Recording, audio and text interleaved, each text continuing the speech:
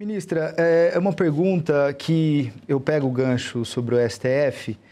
Hoje, a escolha dos ministros leva em conta aqueles critérios que nós já conhecemos. Então, reputação ilibada, o saber jurídico, a idade.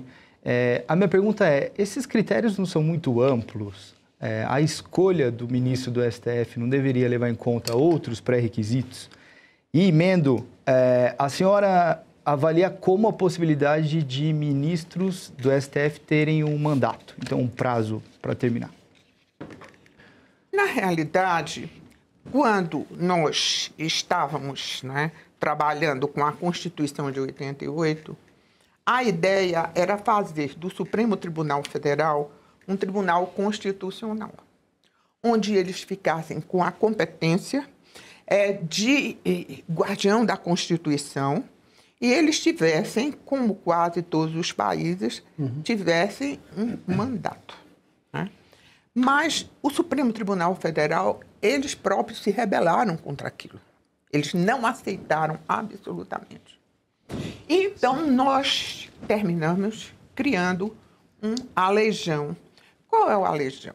Um alejão é de que nós temos hoje um tribunal onde são escolhidos os seus integrantes pelo presidente da República e que comanda não só o controle difuso do direito, como o controle concentrado.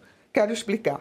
O controle concentrado são as ações diretas de constitucionalidade, onde se vai julgar diretamente a Constituição para todos. E o controle difuso é quando se vai julgar os processos individualmente. Aquilo onde existem partes. João e Maria estão em um litígio e isso chega até o Supremo Tribunal Federal. E pior ainda, porque agora nós estamos tendo esses conflitos que são o controle difuso e que eles avocam e tomam do juiz de primeiro grau para julgar. Sim. De forma que eles concentraram naquelas 11 pessoas que estão compondo o tribunal todo o poder judiciário. O controle difuso, o controle concentrado e o controle disciplinar de todos os juízes por causa do CNJ, que está subordinado ao Supremo Tribunal Federal. De forma que eles têm hoje, nas suas mãos, toda a concentração de tudo que se passa sobre a justiça e sobre a legalidade neste país. 11 pessoas.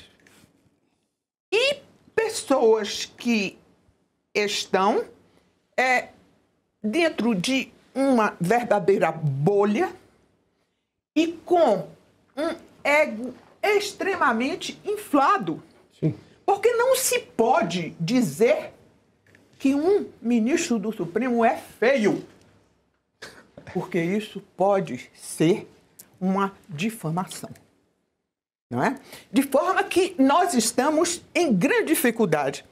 Eu lembrava, até no outro dia, lembrando que um professor meu, o professor Calmon de Passos, dizia o seguinte, quando veio a Constituição de 88, assim, vocês não sabem o que vocês estão fazendo. Vocês estão pegando e dando ao Supremo Tribunal Federal todo o controle desta nação.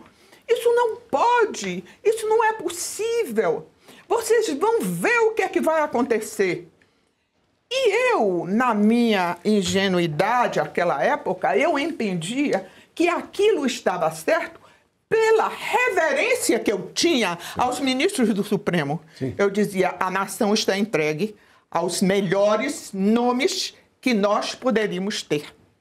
E eu não avaliava o que poderia acontecer dali por diante. E o professor Calmon de Passos lembrava sempre uma frase dita por um baiano, um político baiano chamado João Mangabeira, que estava... Eu até pensei que a frase era dele mesmo, do João Mangabeira, mas depois eu fui estudar e verifiquei que ele falou aquilo que Rui Barbosa disse. Olha, em toda a República o poder que mais faltou a esta República foi o Poder Judiciário através do Supremo Tribunal Federal. Isso foi dito por Rui Barbosa, né? E eu achei aquilo muito interessante à época, mas faltou como?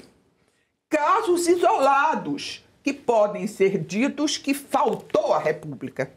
Mas, quando nós vamos examinar o que foi o Supremo, que teve os seus erros, teve os seus equívocos naturalmente, nós vamos encontrar pessoas que se mantiveram com uma postura exemplar, sempre.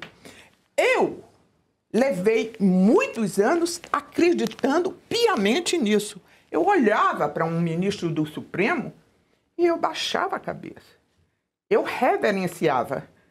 E eu não sou, assim, tão humilde para entender que precisava reverenciar alguma autoridade. Eu reverenciava aquele homem que, pelo seu poder, pela sua discrição, era possível reverenciar.